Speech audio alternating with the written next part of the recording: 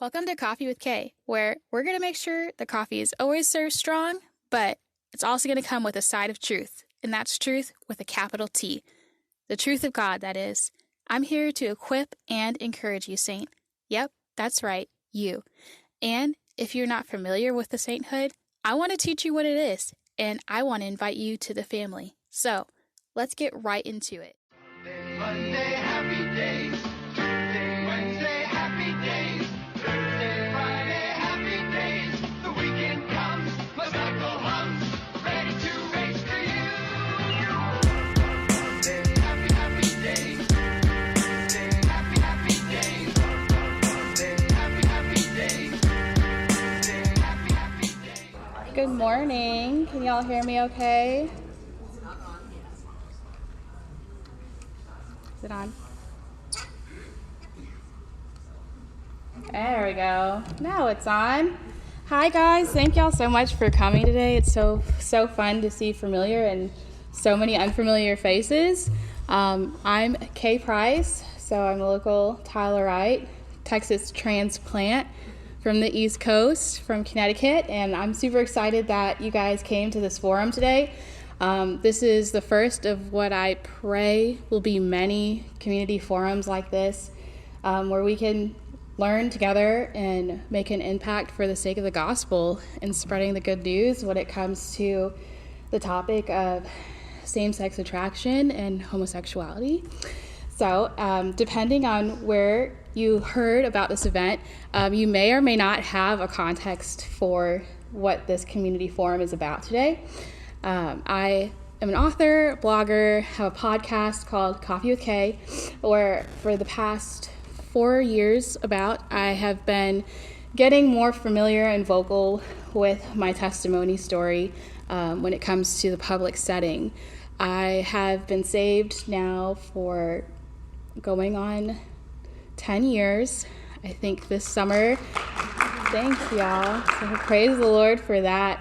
And so the first part of this forum, I just wanted to share my testimony. I believe that the Lord gives us testimonies as a marvelous gift to get to share with the world and testify to his glory and his magnificence, because it's because of him that I'm here today. It's because of him that we're here today. If it wasn't for Jesus' sacrifice on the cross, this would all be for nothing. And so I just firmly believe that with the power of prayer and with the power of our testimonies, like, we get to make a huge impact in the gospel kingdom, bringing heaven to earth and peeling back that veil just a little bit. So before I share my testimony, I just want to pray really quick and open up this with a time of prayer. Lord, thank you so much for today. Thank you for Living Acts Church, for opening the door for us to gather here in a safe, warm place, where we have the freedom to speak and preach and teach and pray and worship you without the fear of persecution, Lord.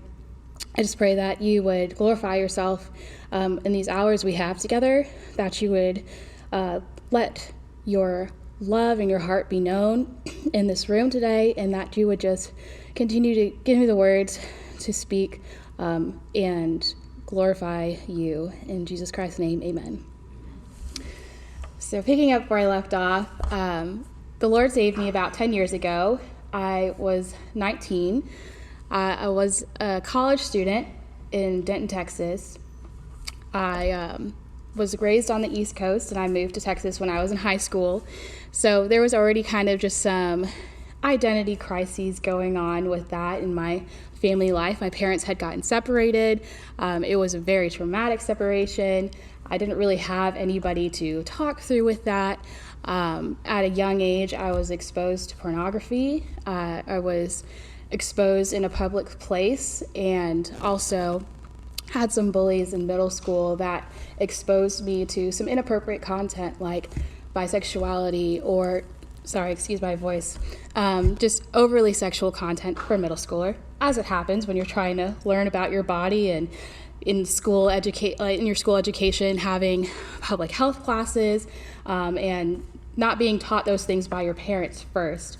It was just very overexposed and sexualized at a very young age. So when we moved to Texas, I was a fairly good student, but I also had kind of a double life. My parents raised me to be Catholic, and I attended church, and I attended Mass, and I attended our catechism. If you're not familiar with the Catholic faith, you usually do what's called catechism class. We would call it Bible study or Sunday school. But in catechism, you are learning about the Catholic faith. You're memorizing your prayers. You are getting ready for your first communion. When you're 8 years old, you're allowed to begin taking communion. It's just a rite of passage. It's a sacrament in the church. And so it's very common to believe in Catholicism that you are saved by your works, or you are saved by your ability to receive the sacraments. When you're 15, you go through what's called your confirmation. Thank you. I was like, all these C words were running through my mind. I was like, that's not it. Thank you. Confirmation, yes. Where you essentially go and proclaim that you believe in the church and that you are going to get married in the church, raise your children in the church, follow the church. But that doesn't necessarily mean that you're going to choose a relationship with Christ. That is not necessarily the significance of that sacrament and that rite of passage. So in my household, my parents allowed me, or my mother allowed me, to have the choice. I could choose my faith when I came of age, and I was not allowed to participate in confession because she wanted me to go out and experience the world and make sure I knew what I wanted to believe. And so I led a very double life as a teenager. I made great grades. I did super well in school, but I started drinking about 14, 15, started smoking marijuana around the same age. And I just had a group of friends on one side and a group of friends on the other side. So I was really able to play it off, where honestly, I don't think my parents truly had any idea until, years and years later when I started telling them my story and telling them about what was really going on behind closed doors. So when I went to college, I had a full ride scholarship, and I had worked super hard so I could go to school, and now I was left to my own devices. I could choose what I wanted. I could be who I wanted. I didn't have to listen to my parents. I didn't have to answer to anybody. And that got me into a lot of trouble. I went to college at 17, so I was really young. Again, I had experienced a lot of this hypersexualization in my middle school, in my formative years, and in high school. And so by the time I got to college, especially as a young person who had never really been shown just kind of other ways that people have grown up or lived and been exposed to other people's traumas, like you are in college, where all of a sudden you're in this massive, expansive place where everybody's been raised differently with different faiths, different religions. Their parents had different strict or non-strict guidelines, and I didn't have any accountability. And so I took my freedom and I ran with it, and that got me into a lot of trouble, which is why I am here today. So with what I had been exposed to as a younger child, it was, to nobody's fault. When I was about 10 or 12, my mother would take me to Barnes & Noble.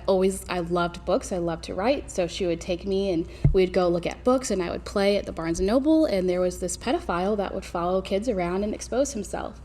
And it petrified me. It scarred me deeply. I didn't understand that. I had never seen that. I didn't know what to do, and I told my mother, but the guy had already left the store, so it was too late. But I always carried that trauma around with me. I'm sure there was counseling back then, but I know my parents didn't think twice about having me go somewhere to talk that through, and my parents were very, very conservative, so we did not talk about that stuff in the household. So it kind of it happened, and that was it. But that, I just think of that's one of the burdens that were in my backpack. And then when I was exposed to pornography, again, it was no fault of my parents. We had some family members storing belongings in our basement, and my dad and I were going through the basement one day, and we found some car magazines, and I also loved cars. So also put that burden in my backpack. I was very tomboyish growing up. I was very into sports. My dad was a mechanic. He was a race car driver, raised around cars, raised fixing cars, bikes and outdoors and dirt and playing and some Barbies too. But I was fairly tomboyish growing up. And I came across these magazines, and my dad didn't know that I had seen them, but it was very traumatizing. Again, I had never seen anything like that. It was very scary, and I didn't tell anybody. So that's now in my backpack. So now going to college, having all these really conflicting, confusing feelings because of what I'd seen, being so young, not knowing how to decompress that, not knowing how to unpack those feelings that arose when I was exposed to those things, made college life very, very confusing. And then I didn't date in high school, so I didn't really know what that was like going into college, and then having an influx of male attention now and no adults to have any sort of accountability or authority over that. It landed me in a lot of trouble and heartbreak and more rejection. So by the time I was 18, I was just really fed up. And the devil had been telling me for years and years and years, well, none of this is working because you're probably gay. And it just hit a tip on this iceberg. And in my book, I have a book, it's called Sown, Rooted in Redemption. It's my testimony in poetry form. And I speak of this in my book, where I finally reached this point of constant rejection and confusion, where I decided, you know what, maybe I need to go a different route. Maybe I really am gay. Maybe I was so disgusted by the things I saw in the magazine because I'm not actually attracted to men, which is, like, in the third part of our forum, something we'll talk about, just biblical resources and ideas and ways to get to encourage or minister to people in this community. That is a lie from Satan. And I feel like he uses it constantly in this community to just continue confusing people, especially young people. The reason I was so disgusted by men was because I had been assaulted. That leads to those feelings. Being abused leads to those feelings, not just because it was a man. And I know that now, but I didn't know that. I was a child. So having that freedom to be able to say that and express that has also now, at this point in my life, led, you may have noticed this on my platform if you've gotten to visit my Facebook page or my blog. We're very conservative about what our kids experience, whether it is television, friend groups, family groups, television shows, books, friends with access to technology, and maybe the parents are not supervising it, because it takes one time, one exposure, and you have a long pathway of cleaning up to do. And so we just now in our household are very proactive to do everything we can on the front lines to be protectors. And again, not to blame my parents, they didn't know. And they were not trying to do that. They were not trying to allow those things to happen. But I think that's just another really important part of the opportunity we have to educate ourselves, is knowing that there are a lot more voices and opportunities for that overexposure now, even than there were 20 years ago. When that happened to me when I was young, we didn't even have internet. My mother had one of those little email things that plugged into the landline, and she would email her friends in the morning. That was the extent of it. Now you have cell phones and tablets and television and Alexa, and it goes on and on and on. And so setting up those safeguards looks completely different now than it did 10 to 15 years ago. So just saying that, have grace on yourself. There's only so much you can do. But also just knowing that there are opportunities to learn, and on the back end, knowing how the Lord does work marvelously even after those things. But that is something that I feel like comes up a lot in this community: abuse, overexposure, hypersexualization at formidable young ages. So just keep that in the back of your mind when you have the opportunity to minister and evangelize with people who are in this community group. Just knowing that they very well and statistically most likely are coming from a place of deep hurt. And so that makes a huge difference, I think, when you get to learn and minister to people in this group. So yes, in college I had met a young lesbian on campus. I actually started meeting lesbians in high school and had befriended them. To me, again, I was so naive. I just wanted to be friends with these girls, and they were kooky and thrifters and bright and funny, and I didn't know anything about that. I just thought they were nice friends and very accepting and just did what they wanted, and that was super cool. But essentially, I kind of groomed myself by having those friends in high school, so that when I went to college, I just felt I knew where to go when I was ready to give up on the path my parents had set before me.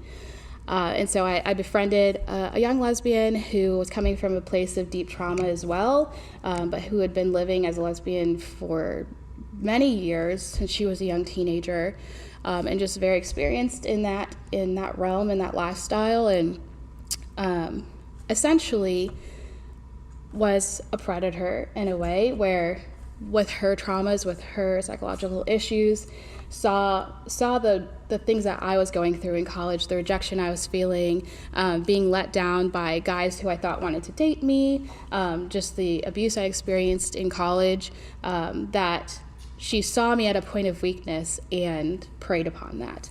And so we essentially trauma bonded and started living together, dating each other, and I had not officially come out to my parents yet. So I was dating her secretly, and there was one guy that kept playing with my emotions in college, and he was my cover. So I had a family wedding, and I bought this guy to the family wedding because nobody could know what was going on at college for real. And then at that wedding, this guy that I really liked, who I invited, who I thought wanted to date me, left and just ghosted me and just got up and kind of disrespected my family and me. And so I took my cousin outside and I said, I've got a girl waiting back at my apartment. I just had a feeling this would fall through, and so I just want to let you know, like, I'm gay. And it took her by surprise, but she's not a believer, and so she was very accepting of it. Remember that word, accepting. That's going to come up in part 3 of this forum. Hey, Coffee with K listener. I'm so glad you're here. I just want to say thank you again for listening. And if you like what you hear, give me a rating. Find me on Anchor, find me on Apple Podcasts, find me on Spotify, and throw some stars down. Let other people know what you like listening to so they can find me too. Every share goes such a long way. You want to find me on social media? You can find Wildly Rooted Ministry on Instagram, my personal Instagram page, mama_k_price on Instagram, and Wildly Rooted Ministry has a Facebook. Find us on those platforms, give us some likes, share your favorite podcasts. Every share goes such a long way. So thanks for supporting Coffee with K.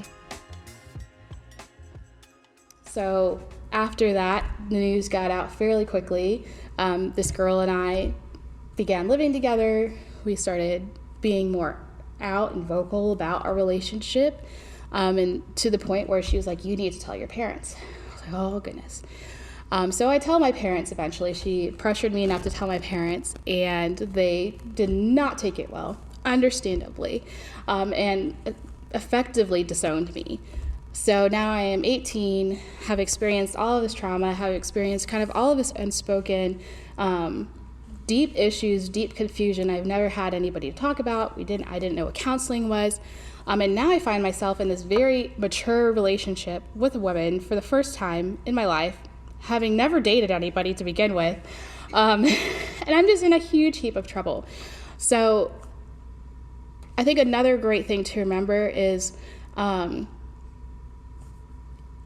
it is very lonely in that lifestyle, especially if you don't have a family that is accepting. And again, I want you to remember that word accepting, because we're going to talk about accepting versus approval. That is a big, big thing that I like to teach about in these settings.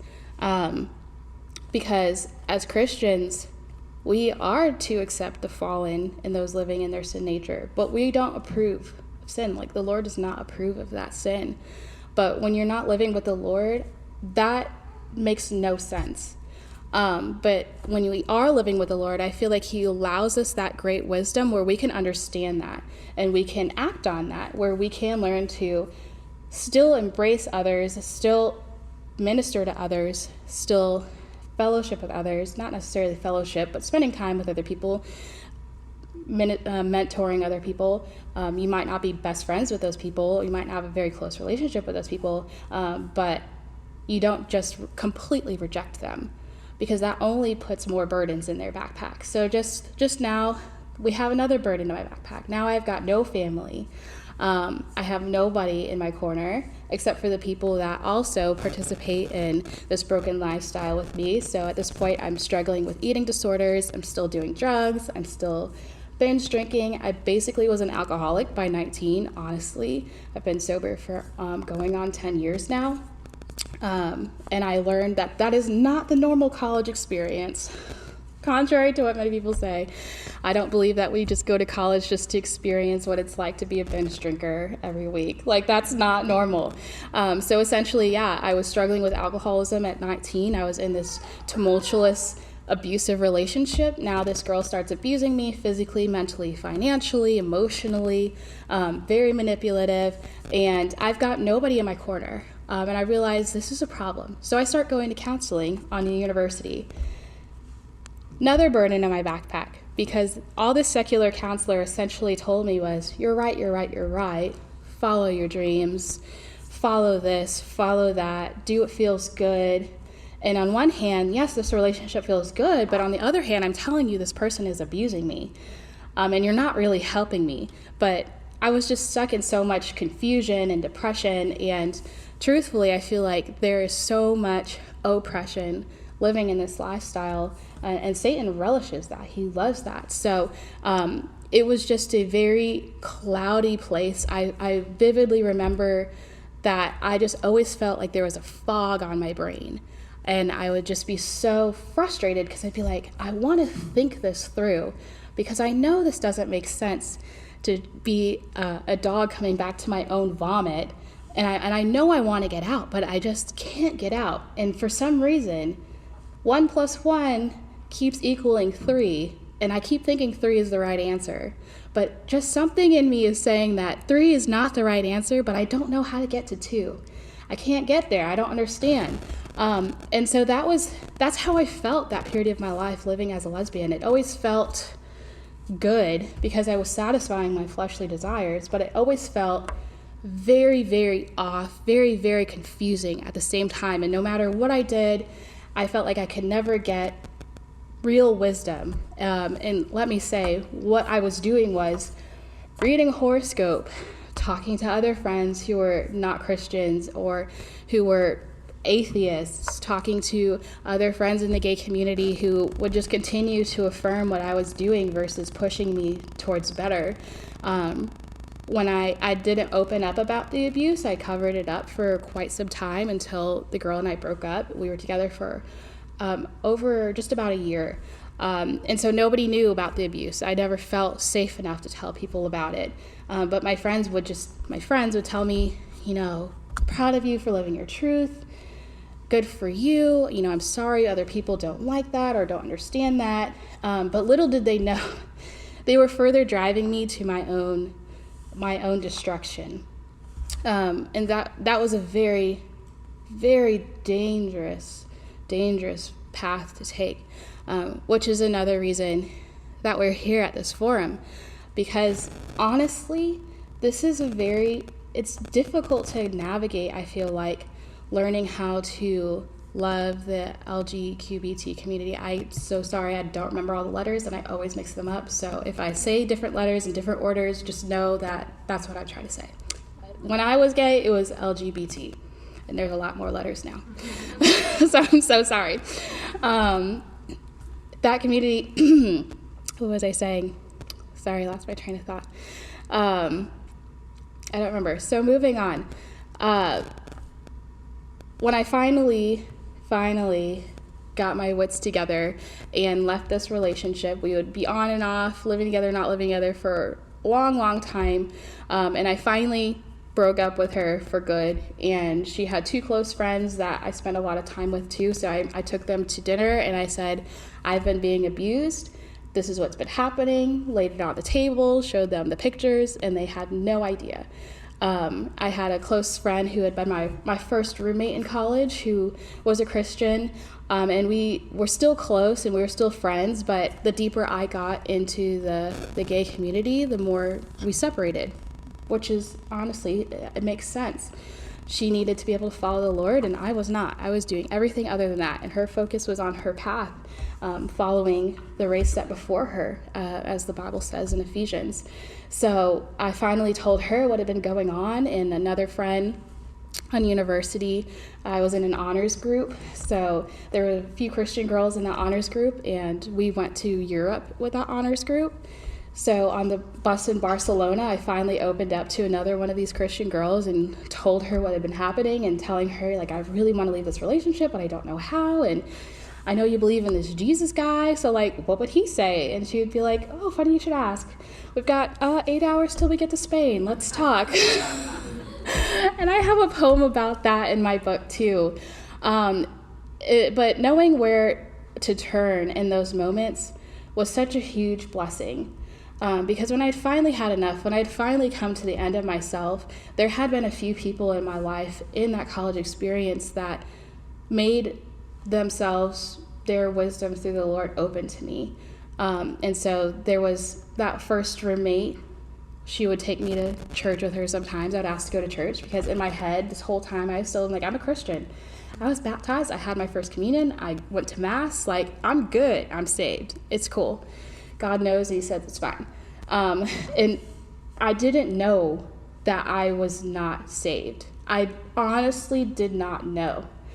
And so these people in my life were very genuine and frank when I would come and tell them, well, we're saved, we're good. She's been baptized, I've been baptized, and like the Bible doesn't technically say you can't do this, so we're fine. And they would gently be like, no, okay, is there any other thing you want to know? You know, these people, there are specifically 3 women. I'm trying to think of some good code names for them. So one of them, her name in my book is Angelique. She was a woman I met at church. And then my first one, in my book, I call her Roomie. So that was my first roommate. And then the last girl, I call her in my book the girl on the bus. So this is the girl I went to Europe with, who was in my honors group. So when I finally broke up with my ex-girlfriend, I was just living in a pit of despair. It was a very, very hellish, broken lifestyle for a very, very long time. I was very ragged and beaten. And Rumi had taken me to a local church. So I went to this church one night and I just kind of spilled my heart to the pastor. Don't know why, but for whatever reason in me, I just knew, like, this is supposed to be a safe place. And I don't have anywhere else to go. I don't have anybody else to turn to. My parents won't talk to me. My family won't talk to me. These friends are not any help because I keep trying to talk to them and they keep telling me to go back to my vomit. This isn't making any sense. So I went to the church and I told him, and he didn't turn me away. And instead he says, it's really late. It was a night service, but there's this woman, I want you to talk to her, and that's Angelique. So she was an older adult in the church, she participated a lot in the church, very faithful believer, and she just kind of scooped me under my wing and invited me to dinner with her family. They were getting ready to be missionaries in Guatemala, and so I remember they were living in a tiny apartment, and they ate rice and cornbread like every night because they were living off support money, trying to leave the country. And she would invite me to coffee and let me ask her biblical questions. And I would take my girlfriend with me sometimes before we had broken up, and she would really challenge us. But it was in a loving way where we never felt like, oh, you just hate us. You just hate our guts. Because she always reminded us, like, God so loved the world, he gave his only son. Like, his love is available for you, and his love is what feeds me. And so I never felt condemned and disliked by her. I mean, she would let me around her kids, her 3-year-olds and her 10-year-old and her little kids and her husband. And I know that probably looked so weird. And it wouldn't make any sense when I think about it, truthfully, because why would we allow somebody like that around our family? Sometimes I think we kind of get to that point where like that's a danger. And I've learned through my walk that that's not true. You know, if they're not a dangerous predator, I'm not saying let a predator in your house, but like these are people. These are people with souls and hurting souls and that need compassion and love too. And what better place to receive that than in the home of a Christian family? I mean, could you imagine a greater place to get that love? So that was Angelique for me. And then there was the girl on the bus who would tell me, oh, well, you can come to the student ministry. You should come to the student ministry. Come do Bible club. Why would I come to Bible study? I'm not going to Bible study. You know how crazy I'm going to bring my girlfriend to Bible study? But I would go to Bible study. And I don't know why. Again, it was always this time of just such deep confusion and cloudiness. But I always just felt like I should just go. Like, these girls don't hate me, you know? For whatever reason, they keep inviting me to Bible study, but they're so joyful and they're so happy. And I always say, I want that. I want to be that happy because I was depressed and self-harming and binge drinking and clouding my mind with drugs all the time just to cope. It was such a dark place. I had known that I had veered far off the path and I did not know how to go back. But all I knew was these girls have something I don't, and I want that. I don't know how to get there, but I want to get there. So I kept showing up. And at this point, I am finishing up my sophomore year in college. I was 19 and a half, and I kept going to church, kept going to Bible study. I had broken up with my girlfriend. I had tried to date a couple other girls, didn't work out. And I just was finally like, I'm just going to give girls a break. For whatever reason, they keep getting me in trouble. I'm just going to stop. I tried to date a guy. He was, interestingly enough, a Jehovah's Witness. Also did not work out. And I was like, you know what? I'm just going to make these friends. So this is where my testimony gets so fun. This ex and I had gotten an apartment together. We broke up. I was left with the apartment. I'm a broke college student. So again, 1 + 1 = 3. I was not very wise about this. I had gotten my own car, my first car. I got a second job. I'm doing great. But then the car I bought was a scammer, so they stole it back 2.5 weeks later. The job that I had was 30 minutes away, and now I couldn't get to work, and my friends were so generous to give me rides, my believing friends. They would give me rides to work, and I had another friend that was a coworker with me, and we would carpool if we had the same shift, but eventually I had to stop working. And now I can't get to work, and I can't afford my apartment.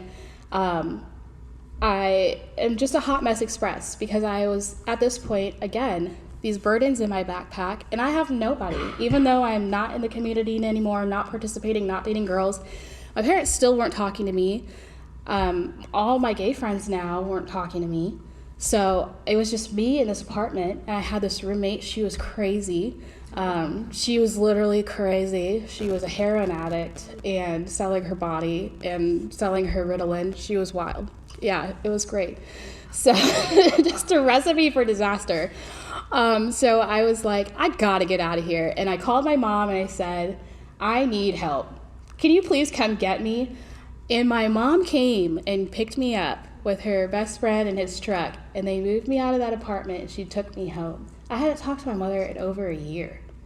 I didn't even know she was going to answer the phone, let alone come move me home to her house where I had come out and had my girlfriend there, and we were best friends, and she kicked me out, and it was a whole tear fest. This woman whose heart I had broken and just disrespected her home, and who had no reason to trust me, believe me, let me back over her threshold. She came back and she got me.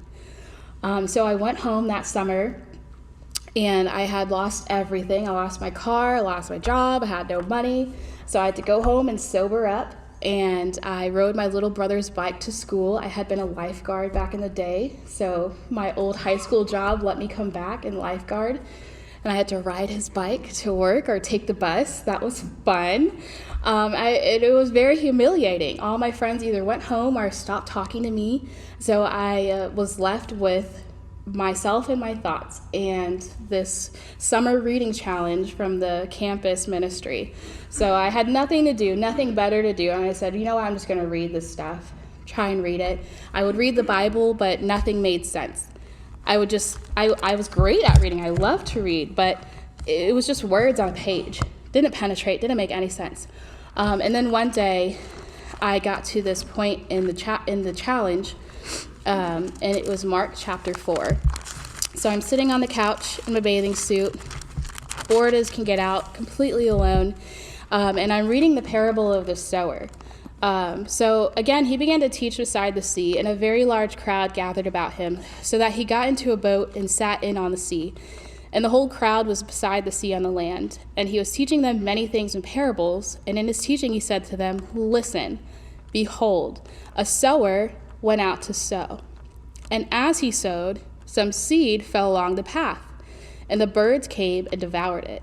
Other seed fell on rocky ground, where it did not have much soil, and immediately it sprang up, since it had no depth of soil. And when the sun rose, it was scorched, and since it had no root, it withered away. Other seed fell among thorns, and the thorns grew and choked it, and it yielded no grain. And other seeds fell into good soil and produced grain, growing up and increasing and yielding 30-fold and 60-fold and 100-fold. And he said, he who has ears to hear, let him hear.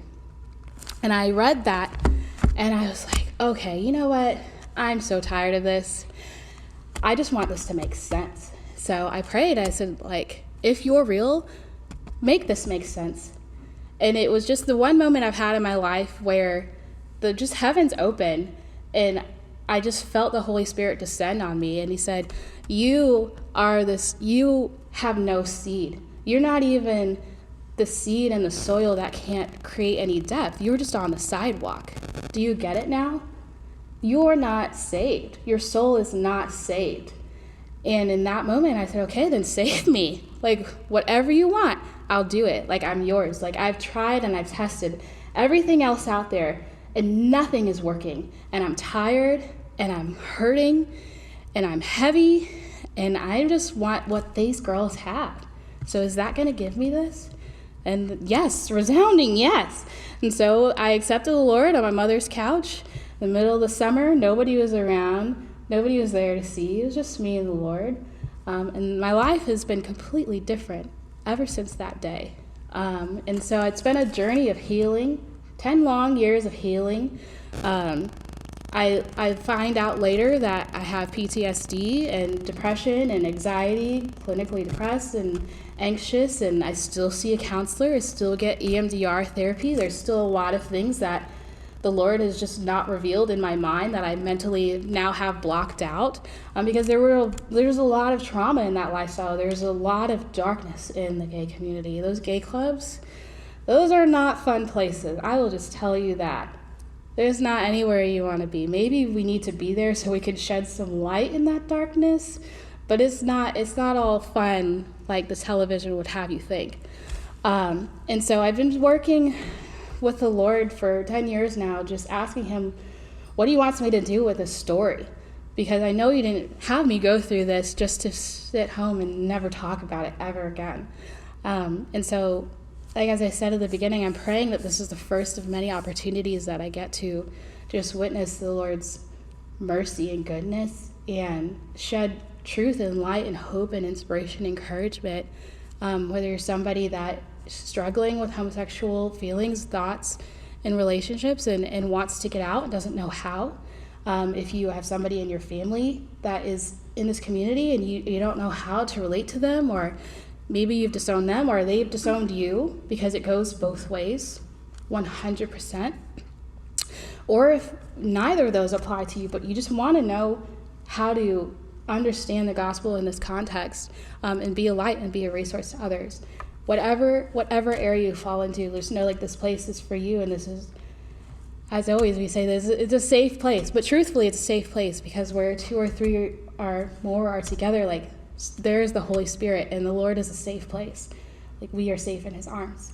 So we're gonna break for just a couple minutes. If you want to get any drinks, use the restroom. We're gonna do a live Q&A next, and so I'm gonna invite my husband up and we're just gonna kind of pick up where we left off and answer some questions, especially, like I said, I am now married.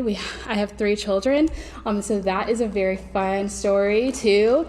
And I also wanted y'all to have the opportunity to just ask us questions as one. So we'll come back at 10:50 if that sounds good to y'all.